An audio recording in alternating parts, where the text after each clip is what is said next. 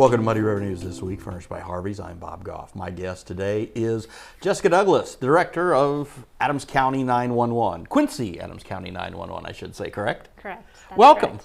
Thanks for stopping by. You've got a lot going on out there, and one of the things that you sent us some information on, we talked a little bit about, was the Enhanced 911. Why don't you walk me through that a little bit? If you think about 911, the 911 system in Adams County 911 was one of the first countywide systems established within the state of Illinois in 1989. In 2007, we became an Enhanced 911 Center. And when we became that Enhanced 911 Center, what that meant for us at 911 and what that meant for the citizens that we serve is that we, in addition to receiving a voice, right, from the caller, we also received some sort of location. So it was either the carrier providing a tower location where that call generated from, so the tower that call pinged off of, right, when the caller called us, or a more approximate device-based location, but it is approximate. Mm-hmm. The carriers are only required to provide that approximate location within 50 to 300 meters of accuracy. So it still can be, although we have some sort of idea where that device may be, if that's the coordinates that are provided, there is a degree of uncertainty there. Now, with our new shift to next generation 911 and our shift from the analog, receiving those calls on the analog trunks, now we're receiving them over that digital IP-based network. The approximate coordinates that we're receiving from our carriers are even better today now, or we expect those to be a little bit better and a little more accurate to pinpoint more where that device is actually calling from. I said Enhanced 911. I should have said Next Gen 911. We've had Enhanced for a long time. We've had so that's my bad. We've had Enhanced for the last several years. Again, since 2007 is when we became that Enhanced 911 Center. So all of us folks who've been doing broadcasting and involved in local radio and stuff, we've all talked about the analog and digital transition for years, it seems like. But we're not quite done with it yet, are we? No. As with most complex projects, it takes time. This is not a shift that can happen overnight. It's a significant shift. We've operated in an analog world for decades. And now, digital is that new technology. That's the technology we need to be shifting towards. That's not only going to serve us well today, but also in the future as technology continues to evolve. And as you had talked about a little bit earlier, in this evolution, going from where everybody, your primary phone was your landline, to where good luck finding anybody with a landline these days. It's so very important to be able to track where that cell phone is. Right.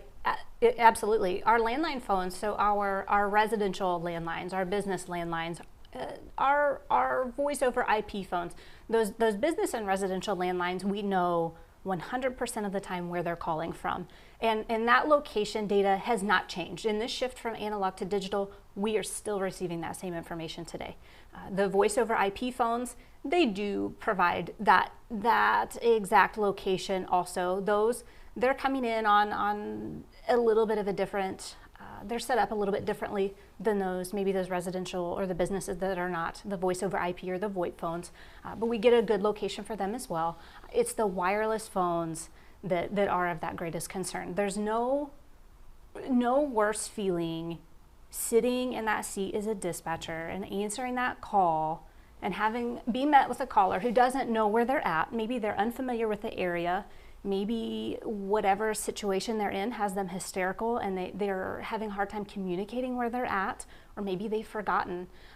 It's a helpless feeling when that person doesn't know where they're at and when the tools that we're working with are also not really helping us. The single most important question that we're asking of our callers is, what is the address of that emergency, right? Because if we don't know the location in which the emergency is happening, it makes it really difficult for us to initiate that public safety response to them. And when we talk about frontline responders, we have cops, firefighters, EMS, sheriffs, yada, yada, yada.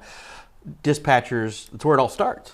It is. 911 dispatch exists as that first link in the public safety response chain and that critical hub through which all of that information flows.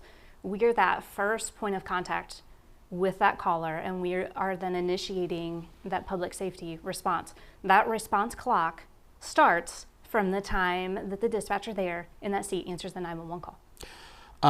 You mentioned, and of course, talking about the prevalence of cell phones, the other thing that has also brought about is your funding primarily comes from cell phones, correct? We do have a funding source. It's the Emergency Telephone System Act. Through the Emergency Telephone System Act, there are surcharge funding that the counties receive. Counties of our size, there's different distribution formulas, but our system does receive from the state of Illinois the surcharge monies, and that, if you've ever noticed on your phone bill, there is that little fee there that indicates 911 surcharge, and it's that money that it is collected, reaches the state level, and then it follows a formula, and then eventually trickles down to us. Now, oh yeah, we never get the money directly. It's always got to go to Springfield first and then come our way, regardless of your department. And there are very specific things. The Emergency Telephone System Act actually dictates how that money can be used. So there's only very specific things that it can be spent on. But isn't one of those things the technology upgrades that you need? Correct, it is. So if it's relative to the 911 call, so the handling of the 911 call, the operating the building, right? So the operational expenses of the building, a proportionate share of some of the salaries that that have to of the people that make our operation go, right? Those are all things that money can be expended for, and that can include the call processing equipment, right? That, of course, is critical to that 911 call. That's how we're handling that call, is off of that physical hardware there. But then also from the start to finish of that incident. So we receive the 911 call, then we use the information that we've gathered from callers and relay it to our first responders via the radio system. So we can also use that on those types of expenditures as well. Now, it is important to note that the 911 system here locally has a local Joint Emergency Telephone System Board. And the Joint Emergency Telephone System Board is responsible for the oversight and the use of that fund. Ultimately, they are there to make those good decisions on how that money is spent, and to make sure it's done so in accordance with the Emergency Telephone System Act. How big is your staff these days? I have a staff of 22 authorized persons. That includes myself, so it includes everyone from our information technology support to our upper management to our dispatch supervisors, and then our dispatchers. And out of that number, we're about 75% staff today. I have an authorized staff of 16 dispatchers. Currently, I have 13 on my roster, which is tremendous. The number that we have today, that's great to compare to where we were a couple of years ago. We were operating in a much less number. That's I had recalled that. That's why I wanted to kind of ask where your staffing levels were now, and if you're Right. So you're comfortable where you are now. You could always have more people, but you can get by.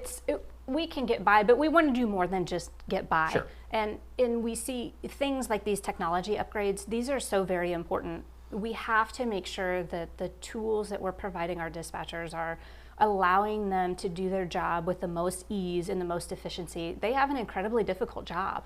They are absorbing information from multiple sources, from the callers, from the responding units. They're doing all of those things simultaneously. And there's many, many more responsibilities that they have that extend far beyond just the handling of those calls and dispatching those calls within the center that no one realizes. And you're also one of those few agencies that is really a quasi-agency cooperation between the city and the county. We are. That's correct. And that's something that, again, it is a little bit different, and your board has representation from both governmental bodies. Correct. And also the funding is also broken out that way too. Correct. But when you, I see you at county board meetings quite a bit and stuff, but so when you are making your pitches for budgets and the things you want, do you and your board really make it a point, okay, we really want to make sure that both the city and the county know where we are, so we know we're all kind of singing with one voice to get what we need to do our job? It is important that we are all on the same page, particularly when we see these bigger projects. We are currently in the planning stages of an upgrade to our radio infrastructure, and that, while my piece that I speak to my board about is it involves the antennas, it involves the hardware relative to the sites and the infrastructure piece. the county public safety agencies, the city public safety agencies, they're looking at new radio. Them as the subscribers and the users of the system, they are then looking at that peripheral equipment. So it is important that we are all on the same page, especially when those bigger projects come down the line that really are going to impact all of us, just the greater public safety at large. And so how many years have you been director now? I have been director since 2019. October of 2019 is when I was appointed to this current position, but I've been at the center in some capacity since 2012. Right, I thought you'd been there for about a decade or so. Yeah. So, well, I just want to thank you for stopping by, and please pass along our thoughts and prayers to all your dispatchers, because again, I know they have a very difficult job, and thank you for stopping by. Sure, yeah, I'm happy to be here. Thank you. That's all the time we have for now. I'm Bob Goff. We'll see you next week.